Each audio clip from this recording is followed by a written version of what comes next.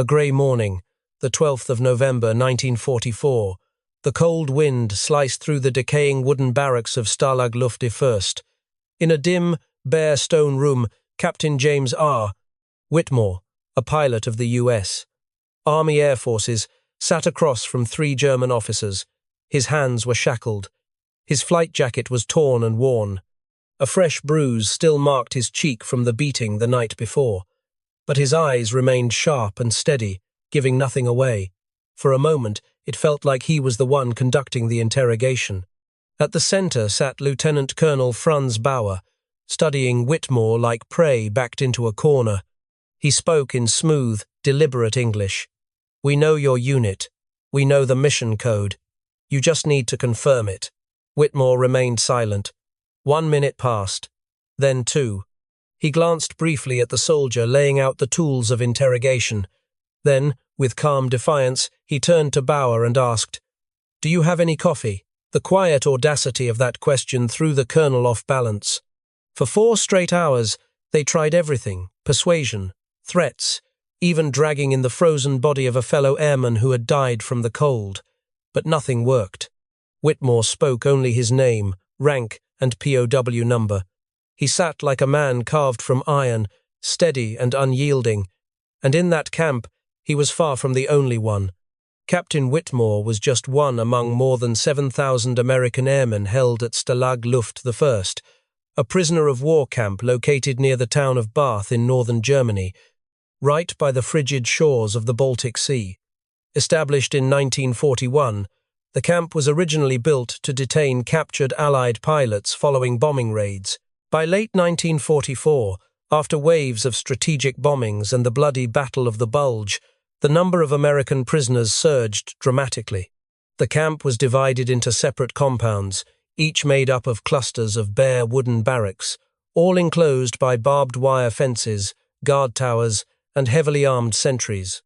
On the surface, Stalag Luft I appeared orderly, but in truth, it was a massive pressure cooker of hunger, cold, despair, and mounting tension.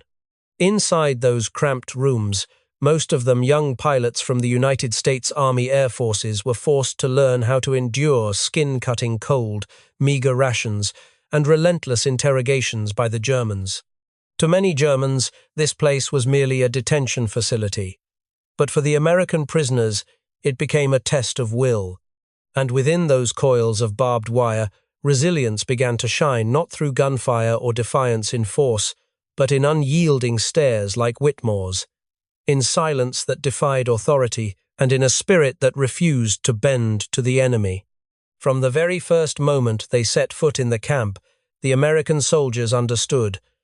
This was not merely a place of detention, but a battlefield without bullets, a place where men would have to fight, hour by hour, to preserve their dignity. Beyond the rusted iron gates of Stalag Luft I, they were stripped of everything, not just uniforms and belongings, but the last fragile traces of freedom. During the initial intake, German guards forced the prisoners to strip naked in the cold, doused them with freezing water, and sprayed them with disinfectant chemicals, as if they were hazardous cargo in need of decontamination. Each man was then ordered to memorize a new prisoner number, just a digit in place of the name and identity he had carried all his life. Forget it, and the rifle butt would remind you. They were herded into decaying wooden barracks with frozen floors, leaking roofs, and icy wind cutting through every crack. At night, their breath turned to mist in the darkness. Eyes stayed wide open, alert in hunger and cold, knowing that guards could barge in at any moment, tearing through bedding, rummaging beneath the floorboards, even crawling into underground channels where trained German shepherds had been sent to sniff out and eavesdrop on any signs of escape. Life in the camp shrank into a few hours of daylight, broken by roll calls that stretched on through snow and sleet 3, sometimes 4 times a day. Prisoners were forced to stand still for hours in the bitter cold, while some German officer used the ritual as psychological punishment to enforce discipline. One misplaced glance, a whispered word, and a rifle stock could come crashing down without warning. The weaker ones began to collapse, not from beatings, but from hunger so deep their limbs trembled and cold, so sharp they could no longer feel their skin. The daily rations were little more than a few slices of black bread, hard as stone, a cup of watery soup, and a handful of shriveled potatoes. The Red Cross parcels, when they still arrived, were lifelines. But by early 1945, even those stopped coming. The electricity failed. Water sometimes didn't flow. Prisoners were forced to collect melting snow, heating it over tin cans just to share a few sips. In his memoir, Oscar Richard, an American pilot held at the camp, described that time as a silent famine, a place where men dreamed only of bread and the sound of soup bubbling in a pot. Some began to cut their blankets into strips, stuffing them into their clothes for warmth. Others grew so thin their shoulders jutted through the fabric. Disease crept quietly from barrack to barrack: tuberculosis, dysentery, malaria, but there were no medicines, and no one complained. What disturbed the Germans most was not simply that the prisoners survived, but that they survived with their dignity intact. No screaming, no begging, only steady gazes, silent gestures, and an unspoken pact among the men no one would be left behind. They shared every slice of bread, every scrap of candy, every last pill tucked away in torn pockets. The strong supported the weak. Those who understood German translated commands for newcomers, and when a guard's whistle sounded from the tower, the entire barracks would fall silent in perfect unison, like a squad on parade. That discipline without orders and brotherhood without words was what held them together through blizzards, beatings, and the contempt of their captors. Even the German guards came to feel it. One admitted years later, after patrolling the camp at night, "They didn't look at us as enemies, they looked at us as men who could never break them." Between barbed wire and rifle butts, resistance might have seemed impossible, but for the American POWs at Stalag Luft I, freedom was not just a dream, it was a plan unfolding quietly, day by day.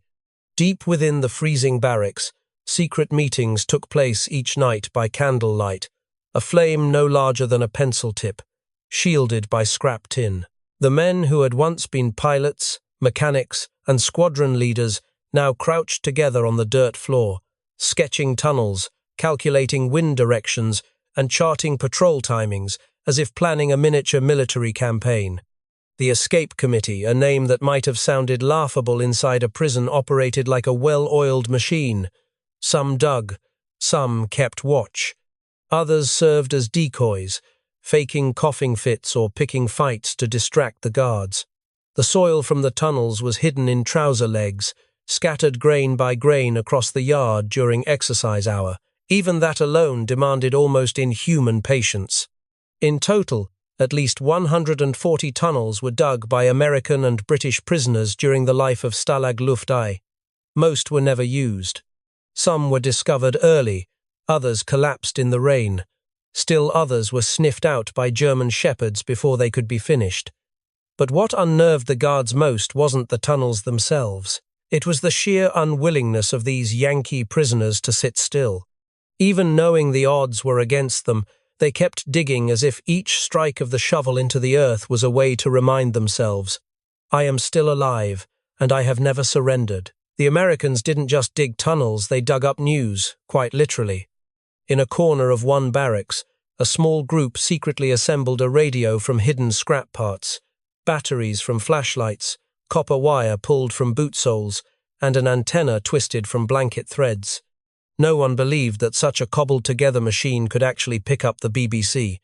But every night, through the static, came voices from London, carrying war updates across enemy lines. When the camp lights went out, one man would whisper the news, another would copy it by hand, and by morning, a typed newsletter called POW would make its rounds.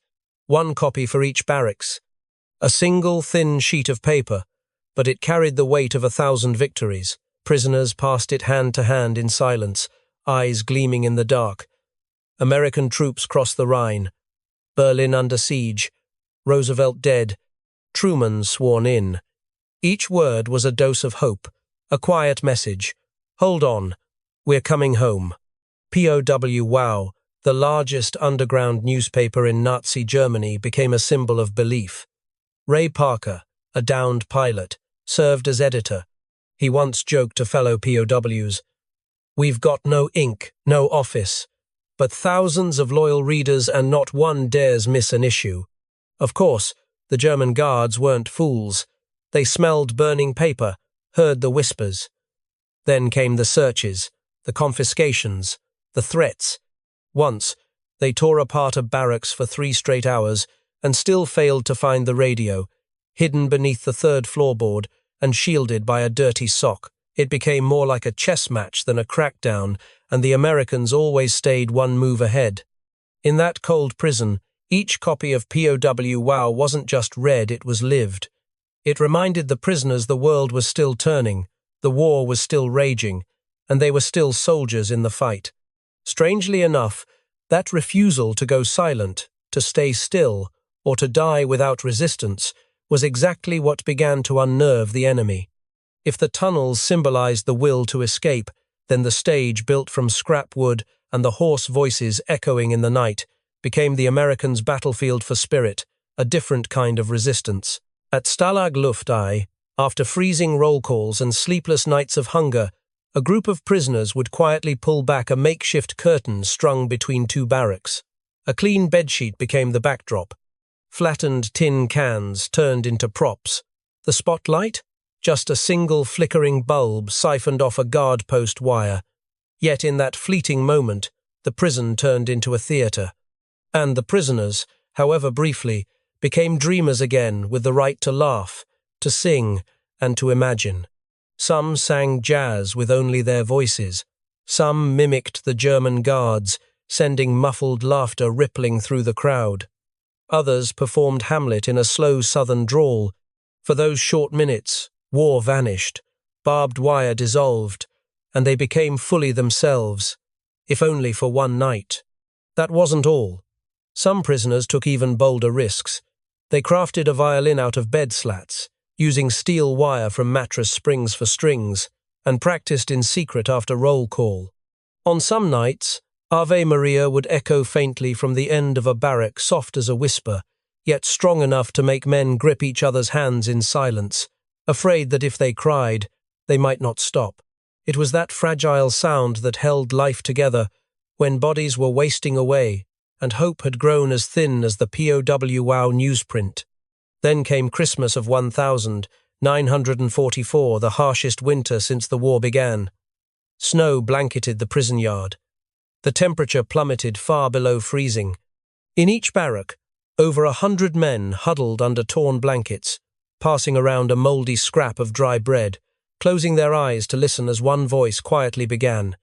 Silent night, holy night. The whole barrack joined in, then the next. Soon the entire camp was singing, their voices carried through the freezing air, over barbed wire fences, and into the darkness a message to the world that even in captivity and hunger, the Americans had not lost themselves.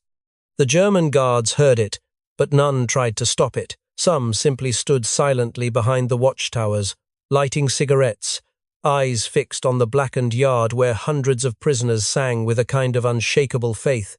Perhaps it was on nights like that when something unbreakable was forged, something no chain or locked gate could undo. And that spirit didn't only rise in song. It showed in the posture and gaze of every American soldier each day. During the numbing roll calls, they stood tall, eyes forward, heads held high no matter how hoarse the guards screamed. One man quietly stitched together an American flag from red, white, and blue thread pulled from medical blankets and shirts and tucked it into his chest pocket close to the heart.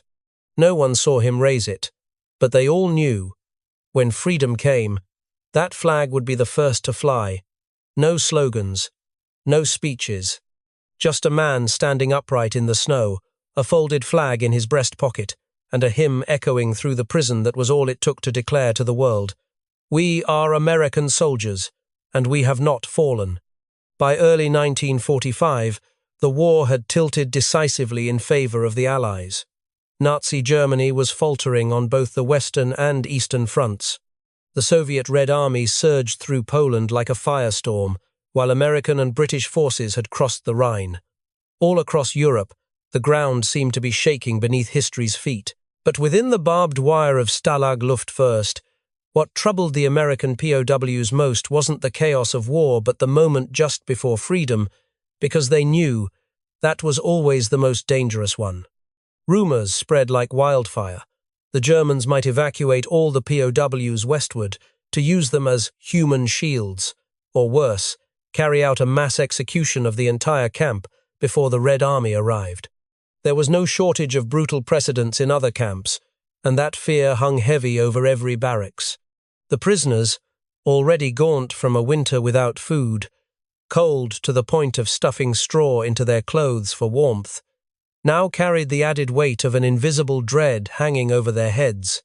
The atmosphere inside the camp was stretched tight like barbed wire, ready to snap. And then, on the 30th of April 1945, it snapped for real when word of Berlin's fall came through a hidden radio beneath the floorboards. The camp erupted, then fell silent, then exploded again. More than 1,000 emaciated, exhausted prisoners poured into the camp yard, shouting, pounding on fences, pushing back the guards.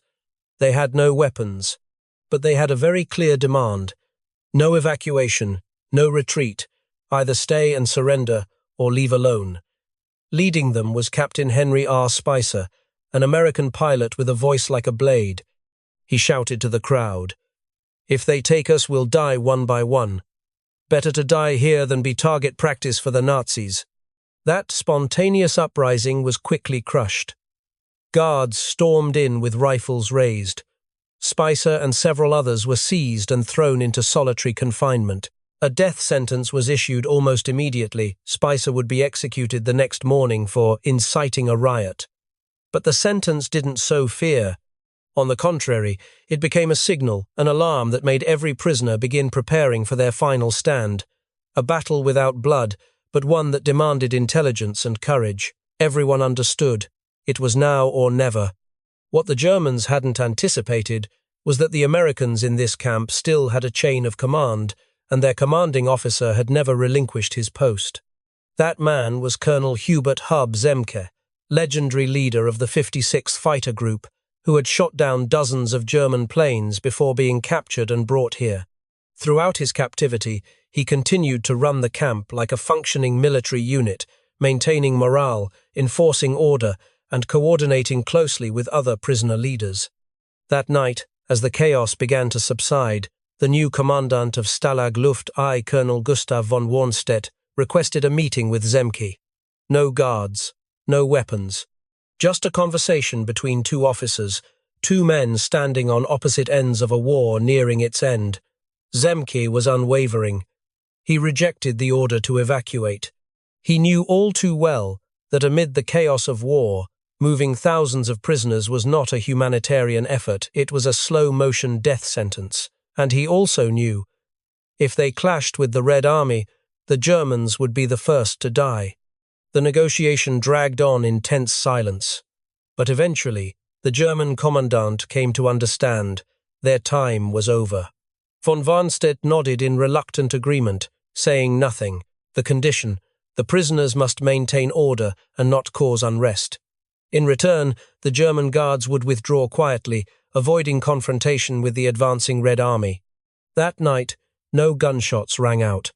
Only quiet footsteps, the last bolts sliding shut, and an eerie stillness settling over the camp at exactly 1:10 a.m. On May 1, 2nd Lieutenant Richard Dick Terrell, one of the youngest soldiers in the camp, scribbled a short note in his journal. "Tonight, the Jerrys are all gone. Americans are standing watch in the towers." Moments later, a group of POWs marched straight to the central flagpole. They pulled down the swastika flag and threw it to the ground, no words needed. Then, from a hidden pocket, they produced a small American flag, hand-stitched from scraps of fabric, tattered blankets, and borrowed medical thread. The stars and stripes rose. In the freezing mist, the American flag waved above enemy ground for the first time in over a year. Some knelt. Some wept soundlessly. Some simply looked to the sky and laughed like children being given back their names. No victorious army had marched in. But for these POWs, it was their own Independence Day won through courage, solidarity, and an unshakable will.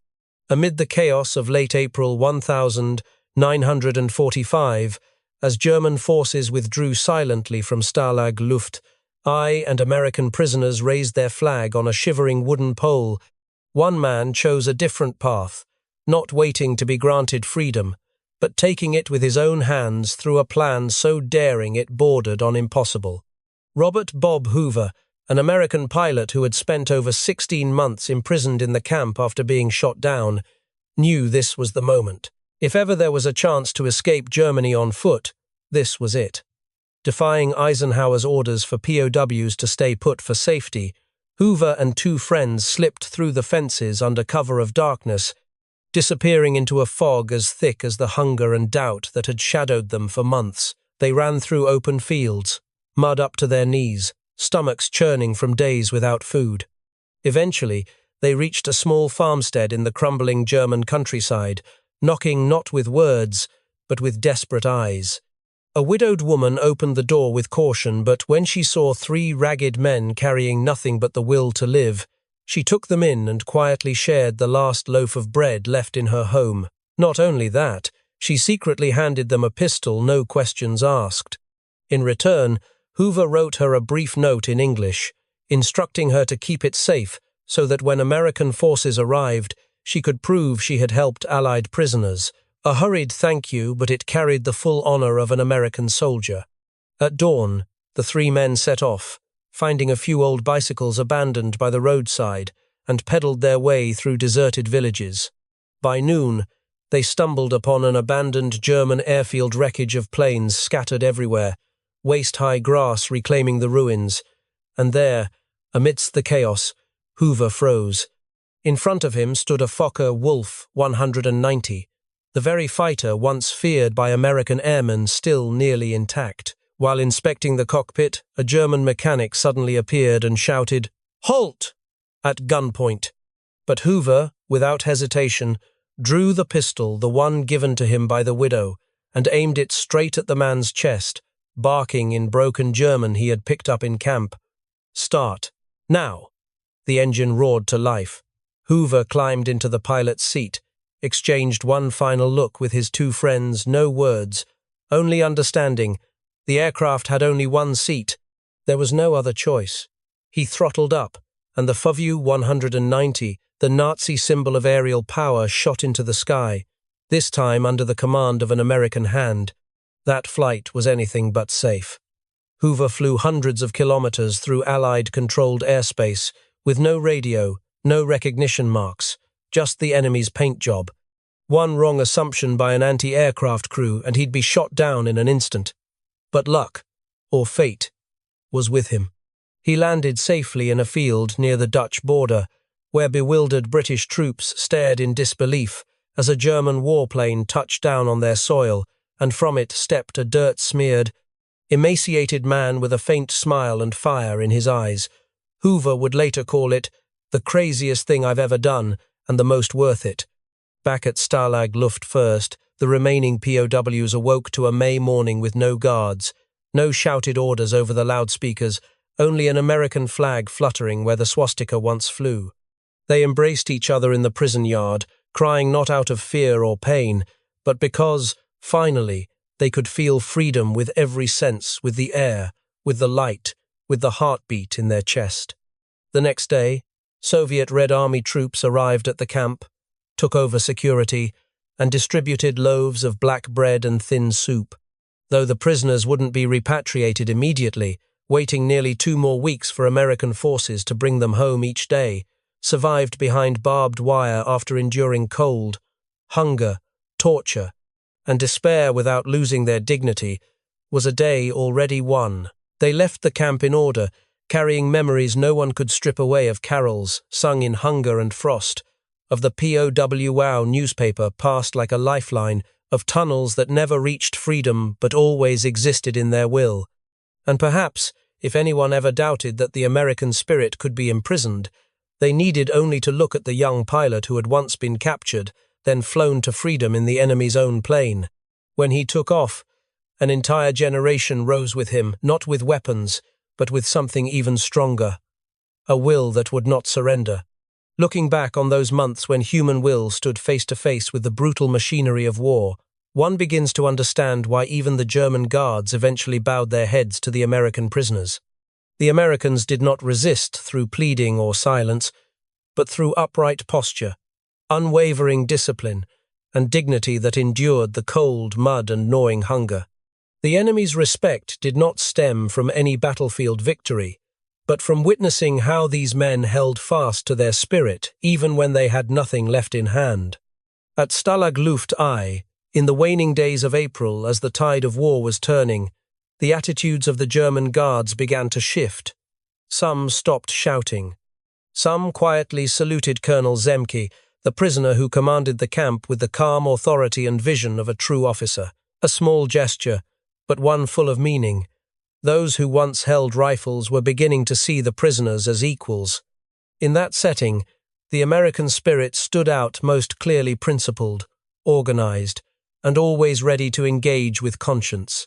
Zemke didn't threaten. Instead, he publicly posted a notice in the camp, promising that German soldiers would be treated humanely if they surrendered the camp peacefully.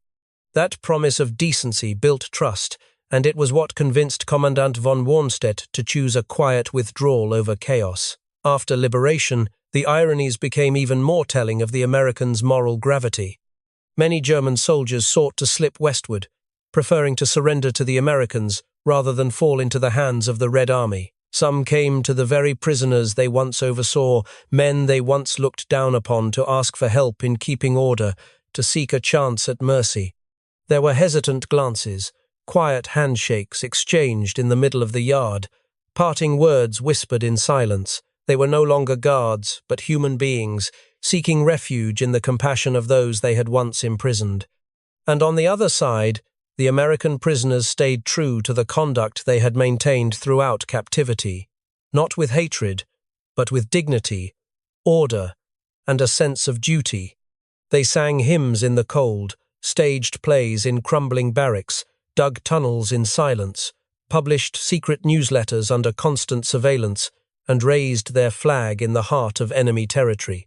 These actions were more than ways to survive. They were silent but defiant declarations that they were American soldiers, and they lived that truth every single day. That quiet, resilient, and unwavering spirit became the weapon that changed the way their captors saw them.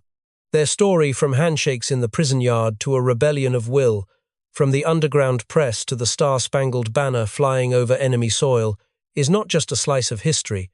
It stands as powerful proof that when human dignity is upheld, it can inspire and even shift the hearts of those who once believed in domination by force. And in that final glance, the German guards gave them silent, accepting, and respectful. The answer was clear. Those American soldiers had not only survived, but walked out of the prison camp with the bearing of men who had won.